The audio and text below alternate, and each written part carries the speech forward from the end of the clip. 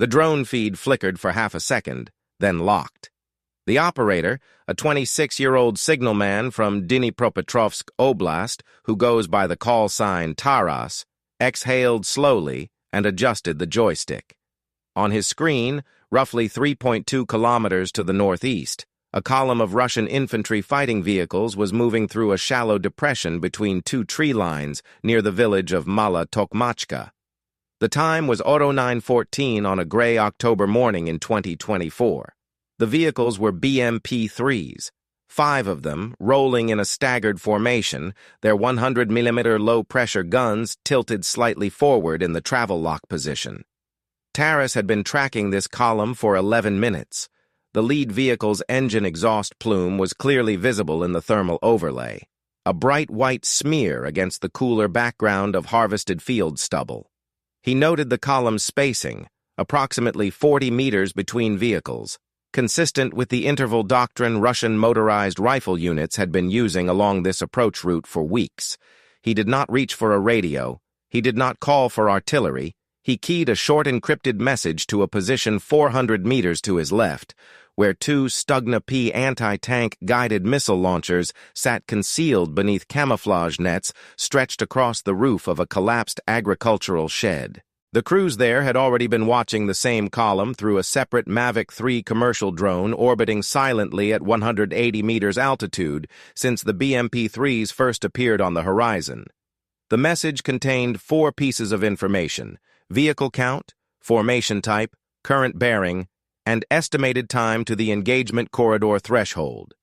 It was 11 words long. The lead vehicle in the column was 43 meters from the edge of the tree line. The threshold the Ukrainian crew had designated as the engagement corridor, when the first Stugna-P missile left its launch rail. The BMP-3 never had a chance to respond. What you are about to see reconstructed in this investigation is not a single ambush. It is a system, a doctrine, a repeating pattern that Ukrainian ATGM crews along the Zaporizhzhia axis refined over 18 months of combat into something approaching a science of armored vehicle destruction. Between mid-2024 and the early weeks of 2026, open-source loss trackers, Ukrainian General Staff reports, and geolocated combat footage confirmed the destruction, damage, or capture of 54 BMP-3 infantry fighting vehicles in the Zaporizhzhia sector alone. 31 of those hulls were destroyed outright, 14 were damaged and abandoned, 9 were captured intact, some with their ammunition loads still aboard. According to Oryx open-source visual confirmation data, these are conservative figures. The real number is almost certainly higher. Russia produces an estimated 120 to 150 BMP-3s per year. The Zaporizhzhia sector consumed roughly 20% of that annual output in a single axis of advance. And the mechanism behind those losses, the specific ambush architecture, the crew pairing doctrine, the weapon system at the center of it all, is what this investigation is about. This is the story of how the Stugna-P turned Russia's most modern infantry fighting vehicle into a recurring entry on a loss tracker spreadsheet, and why it keeps happening. To understand what was happening in the Zaporizhzhia sector in mid-2024, you need to understand the geography of a stalemate that had calcified along one of the most strategically significant lines in southern Ukraine. The Zaporizhzhia Oblast front runs roughly east to west, anchored at the western end near the city of Oryx, and extending eastward through a series of small villages and agricultural settlements, Robotyne, Verbove, Mala Tokmachka, Novoprokopivka, that became household names among OSINT analysts following the front. This terrain is characteristic of the Ukrainian steppe, flat, open, with shallow drainage lines and sporadic wind barrier tree plantings that break an otherwise featureless horizon. Visibility on a clear day can extend to 6 or 7 kilometers. There is almost no natural urban cover. Villages in this region are small, sometimes fewer than 100 buildings, and the roads between them are straight, predictable, and easily observed. This is armor country, or at least it is supposed to be. Russia's operational logic in the Zaporizhzhia sector throughout 2023 and into 2024 was straightforward. Hold the ground gained in the first months of the full-scale invasion, resist Ukrainian counteroffensive pressure, and periodically probe Ukrainian defensive lines for weaknesses that might allow further advance toward the regional capital or the critical road junctions further north. The Robotyne corridor was a particular focus. Ukrainian forces had seized the settlement of Robotyne in late August 2023 during the summer counteroffensive, creating a Ukrainian salient that both sides recognized as a potential jumping-off point, for Ukraine toward Tokmak and the logistics hub beyond it, or for Russia to pinch off and eliminate in a counterattack. Into this contested ground, the Russian military deployed BMP-3 infantry fighting vehicles as part of its mechanized assault packages. The BMP-3 is, by the standards of Russian armored vehicle design, a genuinely capable platform.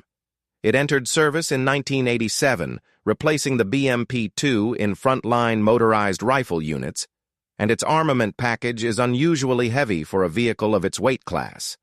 The main armament is a 100mm 2A70 low-pressure gun capable of firing both conventional high-explosive rounds and the 9mm117 Bastion anti-tank guided missile through the barrel, a configuration that gives BMP-3 crews a theoretical anti-armor capability out to 4 kilometers. Secondary armament includes a 30mm 2A72 autocannon and 3 PKT machine guns, one of them mounted in a forward-facing sponson on each side of the hull. The vehicle weighs approximately 18.7 tons in combat configuration and can achieve road speeds of around 70 kilometers per hour. On paper, those are impressive specifications for an infantry fighting vehicle. The BMP-3 is significantly better armed than its NATO contemporaries from the same era, and it carries a crew of 3 with space for 7 dismounted infantry. Russian armored doctrine historically envisioned the BMP-3 operating as part of combined arms teams, its firepower suppressing defensive positions while infantry dismounted to clear trenches and strongpoints at close range. The Zaporizhzhia steppe, in theory, should have favored this doctrine. Open terrain, long sight lines, and the ability to use speed and firepower to overwhelm defensive positions before they could react. Here is what nobody expected. On this particular battlefield, those long sight lines worked overwhelmingly in favor of the defenders. The BMP-3's frontal armor protection is rated to defeat 30mm autocannon rounds at combat distances. Against the tandem-charge warhead of the Stugna-P anti-tank guided missile, that protection is functionally irrelevant. The Stugna-P, formally designated the RK-3 Corsair in some documentation, but universally referred to by its Ukrainian language designation in Ukrainian military communications, is a laser beam-riding ATGM developed by the Kyiv-based Luch Design Bureau and produced domestically in Ukraine. It fires the 130mm R2 tandem-charge missile, which carries a shaped charge precursor warhead to defeat reactive armor panels before the main charge penetrates the underlying steel. The missile's effective engagement range is officially listed at 100 meters minimum to 5,500 meters maximum, though Ukrainian crews operating in the Zaporizhzhia sector consistently reported optimal engagement ranges of 3,000 to 4,000 meters, a standoff distance at which the BMP-3's armament cannot effectively return fire. That asymmetry, the Stugna-P reaching 3.5 kilometers against a target that cannot engage the launch position, is the foundation on which Ukrainian ambush doctrine was built. What's most surprising about this case isn't the weapon system itself. The Stugna-P has been in Ukrainian service since 2011, and its technical specifications were publicly known long before the full-scale invasion. The surprising element is how Ukrainian ATGM crews transformed a standard anti-tank missile into the spine of an integrated surveillance and destruction system that could be assembled from commercial off-the-shelf components and operated by a 2-person crew concealed in a tree line. The unit at the center of this investigation is the 47th Separate Mechanized Brigade, which held defensive positions in the Robotyne Verbove sector for an extended period during 2024. The 47th Brigade, equipped with German Leopard 2A6 tanks and Bradley infantry fighting vehicles supplied through the U.S. Security Assistance Program, is one of Ukraine's most heavily equipped conventional brigades. But its role in this particular story is not as an armored strike force. In the Zaporizhzhia sector during the period under investigation, elements of the 47th Brigade's anti-tank assets were operating in a fundamentally different mode, not as part of a maneuvering combined arms team, but as stationary ambush elements integrated into a persistent surveillance network. The 65th Separate Mechanized Brigade, which also held sectors along the Oryx axis during this period, contributed additional ATGM crews operating under similar doctrine. Ukrainian General Staff situational reports from this period, released in summarized form through official channels, consistently referenced anti-tank ambush groups and fire from prepared concealed positions as primary methods of Russian vehicle attrition along this axis. I spent considerable time working through the geolocated footage database compiled by OSINT analysts tracking the Zaporizhzhia front during this period, and one detail kept recurring across dozens of separate engagement videos: the launch position. In engagement after engagement, Stugna-P crews were firing from positions in or immediately adjacent to the narrow tree-line plantings that break up the Zaporizhzhia steppe at irregular intervals. These are not forests. They are single or double rows of trees, planted decades ago as wind barriers for agricultural fields, typically 10 to 30 meters wide and sometimes several kilometers long. They provide almost no cover to infantry moving through them and certainly no protection against direct fire. But they provide something more valuable in this context: concealment from observation at ground level, while leaving a narrow window of visibility toward the open fields beyond. The Stugna-P launcher is a two-component system: a tripod-mounted thermal imaging site and guidance unit connected by cable to a separate launch rail that holds the missile. The thermal sight can be positioned to peer through the gap between tree trunks or beneath the lowest branches, while the launcher remains further back, partially or fully screened by vegetation. This configuration allows crews to observe targets and track the guidance beam without the launch flash being immediately visible from the direction of the target, though the missile's flight, which takes approximately 14 seconds to cover 3,500 meters, is visible in thermal imaging. The Mavic 3 commercial drone, produced by DJI in China, purchased by Ukrainian units through a combination of government procurement, volunteer fundraising, and direct unit purchases at commercial price points between approximately $2,200 and $5,000 depending on configuration, provided the element that transformed the Stugna-P from a capable but essentially reactive weapon into a proactive hunting tool. Here is the operational architecture that OSINT reconstruction, Ukrainian military briefings, and geolocated combat footage collectively reveal. A Mavic 3 drone, operated by a dedicated pilot, orbits at an altitude of 150 to 200 meters above and slightly behind the Stugna-P crew's position. At that altitude, in the acoustic conditions typical of the Zaporizhzhia steppe, the drone's rotors produce a sound that ground personnel describe as difficult to distinguish from background noise at distances beyond approximately 400 meters. More importantly, Russian vehicle crews operating buttoned up inside BMP-3s with their engines running cannot hear it at all. The drone's optical camera, capable of 4K video with a 28x optical zoom, gives the operator a field of view extending several kilometers in any direction. The thermal or zoom camera identifies potential targets at ranges where the targets themselves cannot yet see or hear the observation platform.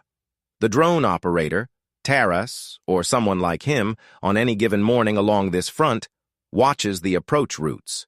The depression between tree lines northeast of Mala Tokmachka, the track running along the eastern edge of the field near Verbove, The road junction 800 meters south of the elevated position, where the Russian column's lead vehicle will temporarily crest a ridgeline and become fully silhouetted against the sky.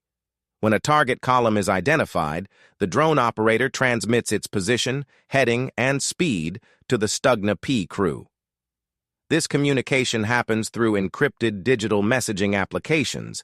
Signal and similar platforms have been widely used for tactical coordination by Ukrainian units, or through dedicated encrypted radio sets.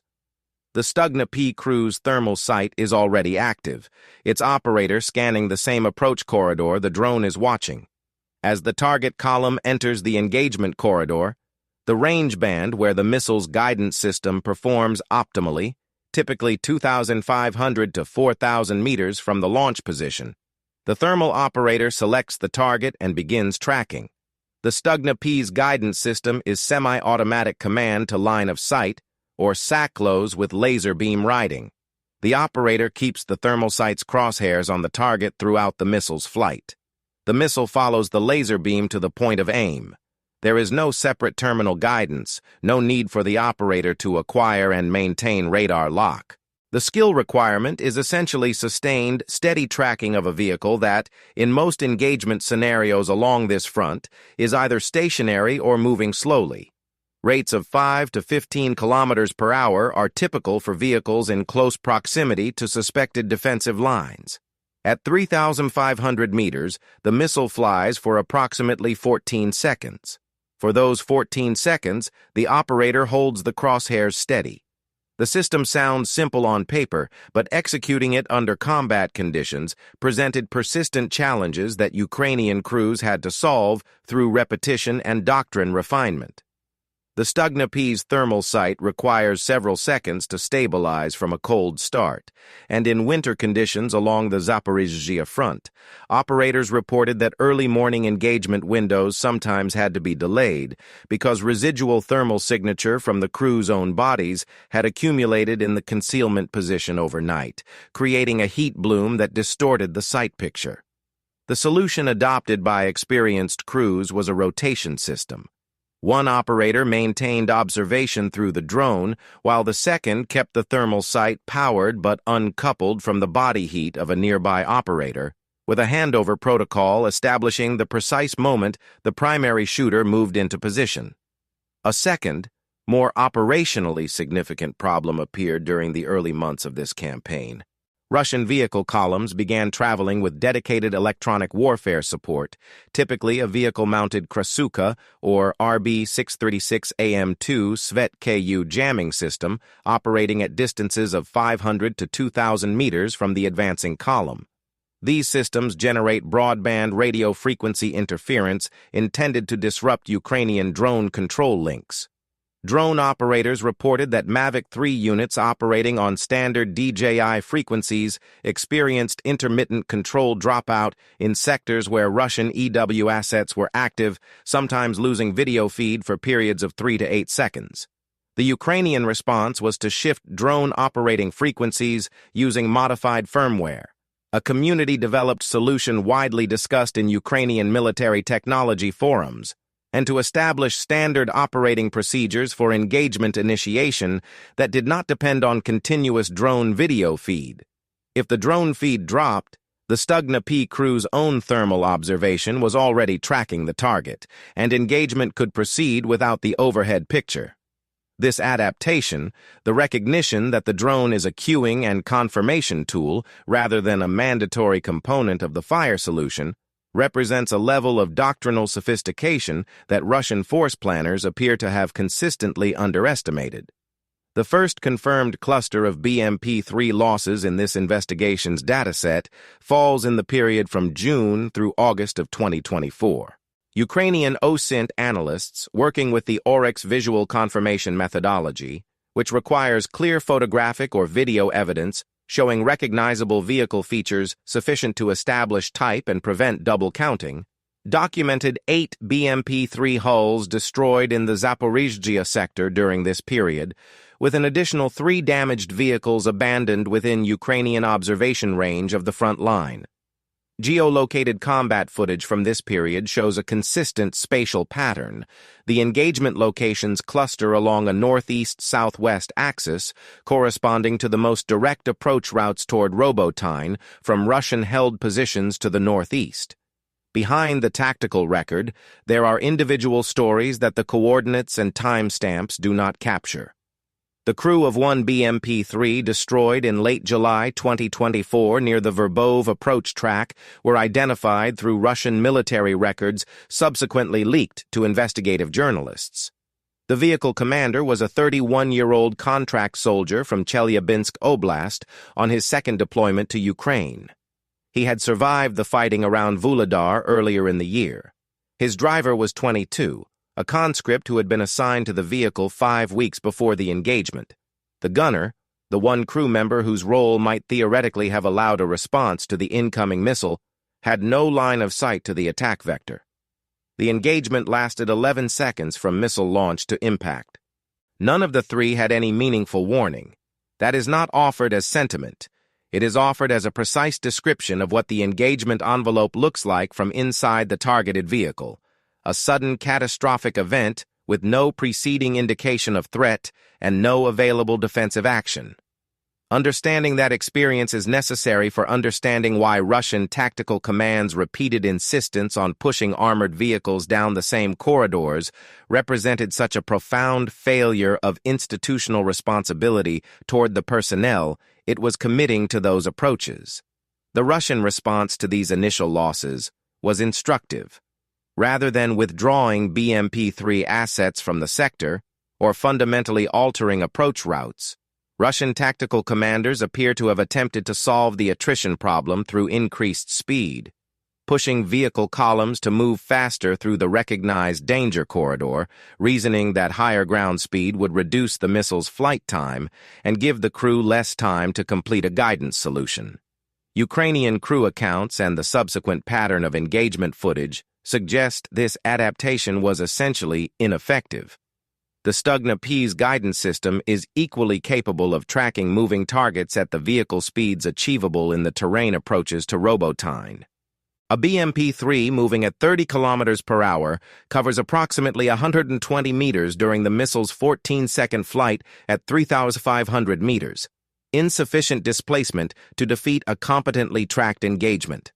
Put yourself in the position of a Russian BMP-3 commander receiving orders to advance along that corridor in August of 2024. You know the approach is being observed. You know the tree line to your southwest has been used for ambushes before. Your electronic warfare vehicle is supposed to be jamming Ukrainian drone frequencies, but you have no way to confirm whether it is working. Your vehicle's frontal armor can stop a 30mm round. You have been told the Ukrainian weapons in this sector are older missile systems with limited effectiveness. You button up, you order maximum speed, and you roll. That commander was wrong about the armor, and wrong about the missiles. A detail from the OSINT record that stuck with me during this investigation. In at least 6 of the confirmed engagement videos from the summer 2024 period, the struck BMP-3 is not the lead vehicle in the column. Ukrainian ATGM crews had developed a specific target selection methodology, confirmed in anonymous crew accounts published by Ukrainian military media, that prioritized either the second or third vehicle in a column rather than the lead element. The tactical logic is counterintuitive at first. Destroying the lead vehicle immediately signals the presence of an ambush and may cause following vehicles to halt, reverse, or disperse before a second missile can be guided. By targeting the second vehicle, the first vehicle's crew may not immediately understand that they are under anti-tank guided missile attack rather than artillery or mortar fire. The time required for the lead crew to identify the threat, communicate it, and initiate evasive action provides the Stugna-P crew a window, approximately 45 to 90 seconds by Ukrainian crew estimates, to reload and engage again. The reload time for the Stugna-P is officially listed at approximately 20 seconds with a trained crew. Ukrainian crews operating in the Zaporizhzhia sector report achieving consistent reload times of 15 to 18 seconds under operational conditions, with the fastest documented reload in crew accounts at 12 seconds. achieved during a multi-target engagement in October 2024. There is a procedural discipline embedded in that reload sequence that deserves examination on its own terms. The missile round weighs approximately 23 kilograms in its transit case. The loader, the second crew member in the two-person Stugna-P team, must extract the round from its case, seat it on the launch rail, verify the connector seating, and confirm ready status to the gunner, all while maintaining concealment in a position that may be partially exposed following the previous launch. In the engagement footage archived from this sector, you can sometimes see the launch signature, a brief flash at the tree line, a thin smoke trail arcing across the open field, and then, approximately 14 seconds later, the impact. What the footage does not show is the two-person crew behind that tree line moving through a practiced sequence under genuine combat stress, knowing that the launch signature is now visible to at least one Russian drone somewhere overhead, knowing that a counter battery or air response could arrive within minutes, and choosing to stay and reload anyway. Here's the take that will probably get us pushback from some quarters. The consistency of BMP-3 losses in this sector is not primarily an intelligence failure on Russia's part. It is a command culture failure. The engagement patterns documented in OSINT sources show Russian vehicle columns using the same approach routes at roughly similar times of day, with similar spacing between vehicles, week after week, across an 18-month period. The information that these routes were being systematically targeted was available to Russian tactical commanders. Ukrainian ATGM ambushes are not covert operations. The burning vehicles are visible. The loss reports filter back through Russian military communications, and the geographic clustering of losses along specific approach corridors is not something that requires sophisticated analysis to identify. What is required is the command culture to act on that information, modify approach doctrine, accept the operational cost of routing vehicles further from direct axes, and retrain crews for a threat environment that differs from the assumptions embedded in pre-war training programs.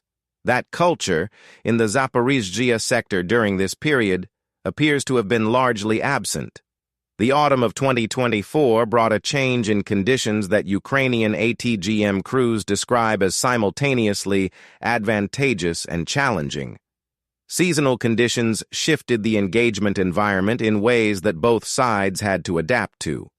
The Zaporizhzhia steppe in October and November experiences conditions that dramatically reduce optical visibility, morning fog that can persist until midday, periodic rainfall that degrades both optical and thermal observation performance, and the onset of the mud season that constrains vehicle movement to established roads and tracks.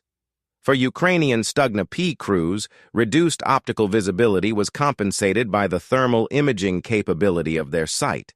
Fog and rain have limited effect on thermal differential observation at the ranges involved. For Russian vehicle crews, the same conditions reduced their ability to observe surrounding terrain at distances where they might detect a launch signature before missile impact. The engagement record from October through December 2024 shows the highest density of confirmed BMP-3 losses in the dataset. 14 vehicles destroyed in this 3-month period, according to Oryx visual confirmation. The seasonal conditions appear to have contributed directly to this concentration of losses. Several engagement videos from this period show BMP-3s advancing in reduced visibility conditions that would have been assessed as offering some protection from visual observation, and being engaged by thermal-guided missiles fired from the standard concealed tree line positions. We dug through the complete archive of geolocated engagement footage from this sector across the investigative period, and one pattern in the autumn dataset is particularly significant: the time-of-day distribution of confirmed engagements. In the summer months, confirmed engagements are distributed across morning and afternoon observation windows. In October and November 2024, the distribution shifts markedly toward the period immediately after dawn, the Euro 7 Saro to 10 Salar window, when ambient light levels are sufficient for optical observation by drone operators, but thermal differential between vehicles and background terrain is at its maximum. before solar heating of the ground reduces the contrast between warm engine signatures and ambient temperature. Ukrainian ATGM crews were timing their ambush positions to the optimal thermal observation window. Russian tactical planning appears not to have recognized or adapted to this pattern. One engagement from late October 2024 warrants specific description because it represents the operational architecture at its most fully developed. The Stugna-P crew involved had been in position since approximately 05:30, 2 hours before first light, having moved into their concealed firing point under darkness, along a route that avoided the approach tracks where Russian sensor coverage was assessed as likely. The drone pilot, operating separately from a position approximately 600 meters to the rear, had been running observation orbits since 06:45.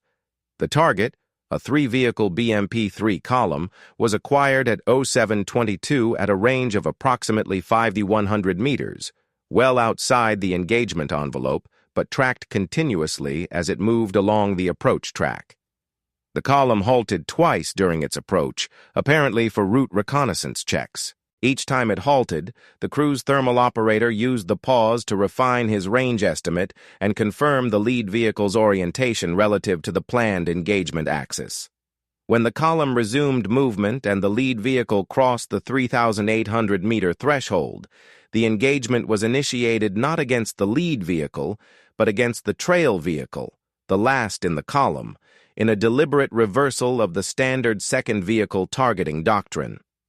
The reasoning, explained in a crew account later published through Ukrainian military media, was that the trail vehicle's crew had the widest observation arc to the rear and was assessed as most likely to initiate an early reversal if the ambush was detected prematurely.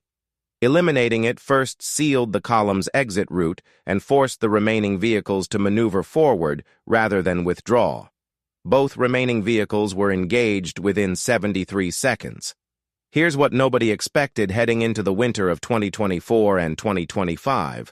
Rather than withdrawing BMP-3s from the Zaporizhzhia axis or developing a genuinely new approach to the attrition problem, Russian tactical planning responded to the losses with a substitution that reveals more about the state of Russian armored reserves than any intelligence assessment could.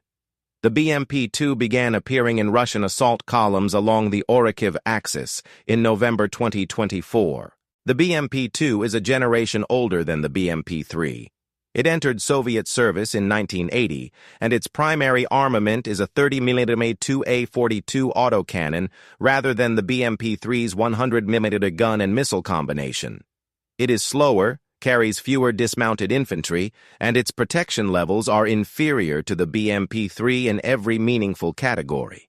For Ukrainian Stugna-P crews, the substitution made almost no practical difference to the engagement envelope or the fire solution. A BMP-2 at 3,500 meters, tracked through a thermal sight on a foggy October morning, is as vulnerable to a tandem-charge warhead as the vehicle it replaced. What the BMP-2's appearance in this sector tells us, and this is something that open-source analysts tracking the Russian order of battle in Zaporizhzhia noted explicitly in late 2024, is that Russian mechanized forces committed to the Zaporizhzhia axis no longer had the BMP-3 inventory to sustain their operational tempo. The 54 vehicles confirmed destroyed, damaged, or captured in the Oryx dataset represented a drain on finite resources that could not be immediately replaced at the rate they were being lost. Russia's annual BMP-3 production capacity, estimated by Western defense analysts at 120 to 150 vehicles per year as of 2024, was not keeping pace with losses across all active sectors simultaneously. The Zaporizhzhia sector alone, with confirmed losses representing approximately 20% of annual production capacity in a single theater, was one of multiple fronts generating BMP-3 attrition. The Avdiivka axis, the Vuhledar area before Ukrainian forces withdrew from that position, and the ongoing fighting around Kurakhove all generated mechanized vehicle losses that competed for the same production pipeline. The substitution of BMP-2s was followed, in some reported cases, by the appearance of MT-LB armored personnel carriers in assault roles, a vehicle so old and so lightly armored that its presence in offensive operations represents a significant downgrade in the capabilities available to Russian tactical commanders. The MT-LB was designed as an artillery tractor. Its use as an infantry assault vehicle in the Zaporizhzhia sector is not a doctrinal choice. It is a symptom of reserve depletion.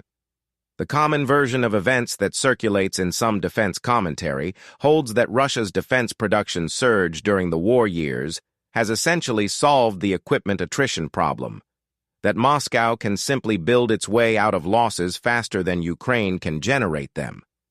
The evidence from the Zaporizhzhia sector suggests this narrative is wrong in one key detail. Production surge and loss replacement are not the same thing. Russia has increased output of certain vehicle types, improved ammunition production, and drawn down substantial pre-war stockpiles.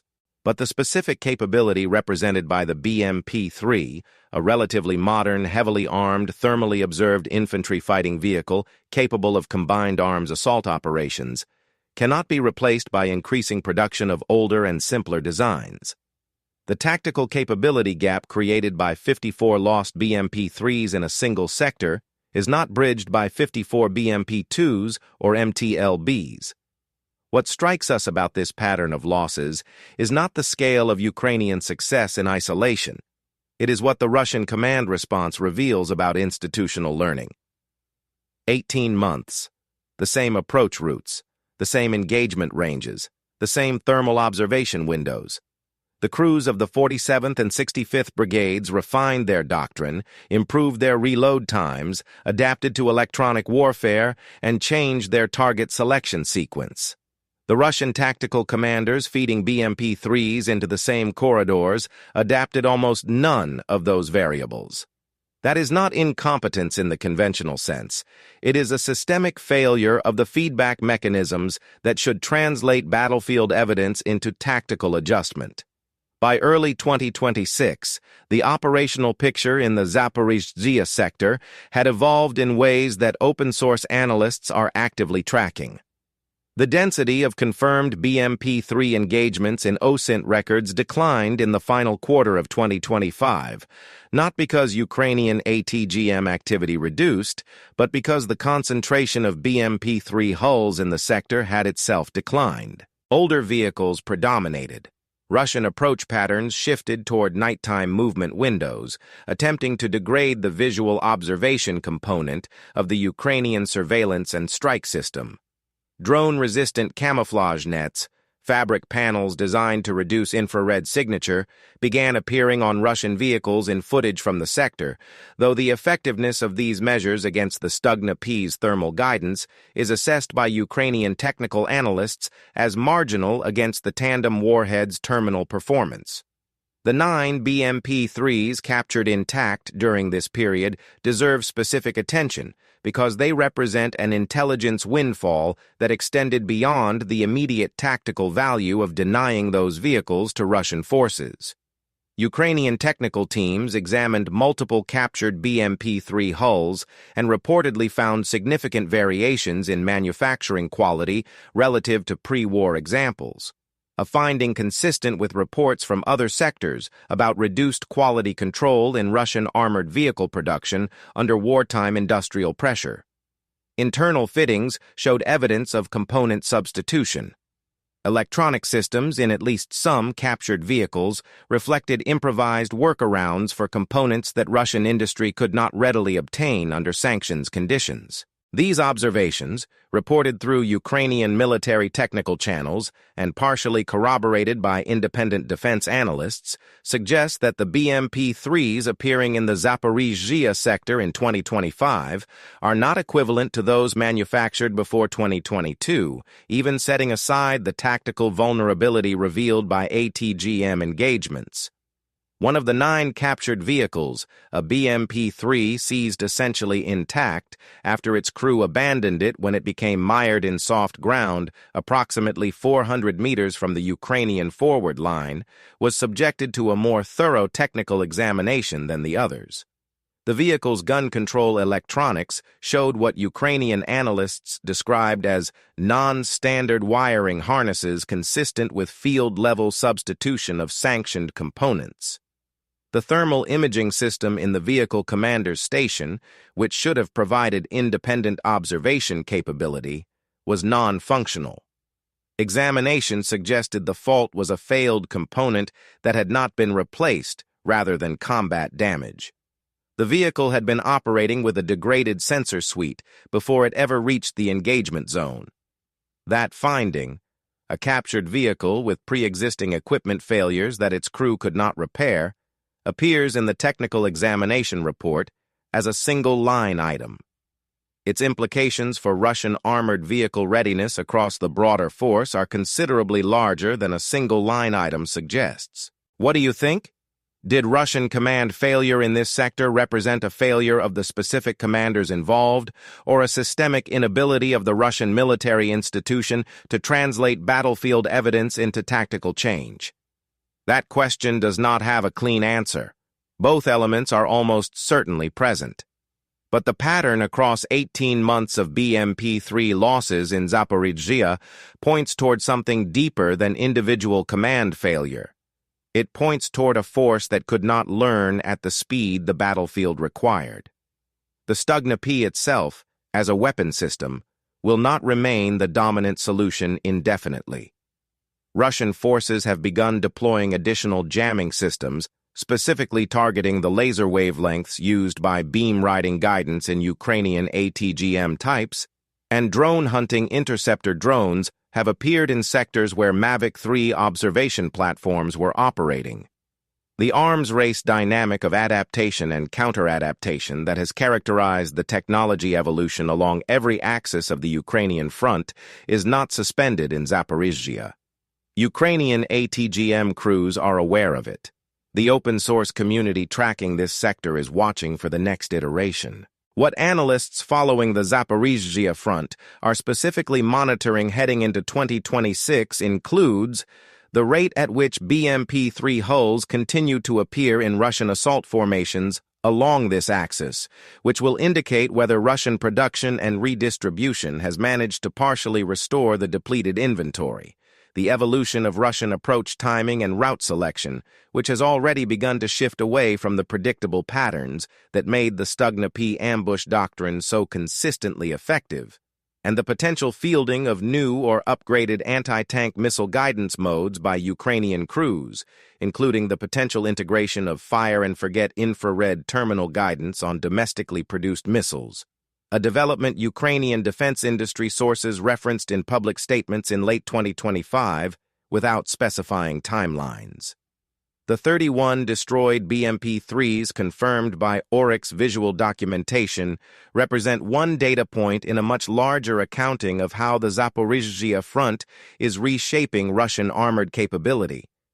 But they represent a particularly revealing data point, one that shows how a 2-person crew with a domestically produced missile system, a commercial drone, and an 18-month refinement of their operating procedures can consume the equivalent of 20% of a major power's annual armored vehicle production for an entire weapons category. The drone feed from that October morning near Mala Tokmachka went on to capture 2 more engagements before the crew repositioned. The first follow-on engagement, approximately 34 minutes after the initial strike, produced a confirmed kill on the second vehicle in a subsequent 3-vehicle column that had been dispatched from a Russian assembly area 6.4 kilometers to the northeast, apparently without awareness that the initial column had been ambushed. The Stugna-P crew had relocated 200 meters along the tree line between the 2 engagements, a standard drill following any launch, since the missile flight is visible to drone operators on both sides. But the relocation was insufficient to take them outside the Russian EW footprint that was now covering the sector, and their Mavic 3 observation drone experienced signal degradation that required the drone pilot to climb to 240 meters to restore link quality. The third engagement that morning was set up differently. With signal instability limiting drone effectiveness, the Stugna-P thermal operator used direct observation alone, tracking a BMP-3 that had halted 2,800 meters away, close to the minimum optimal range, apparently because its crew was observing the smoke columns from the two burning vehicles ahead of it. A stationary vehicle at 2,800 meters is a straightforward fire solution.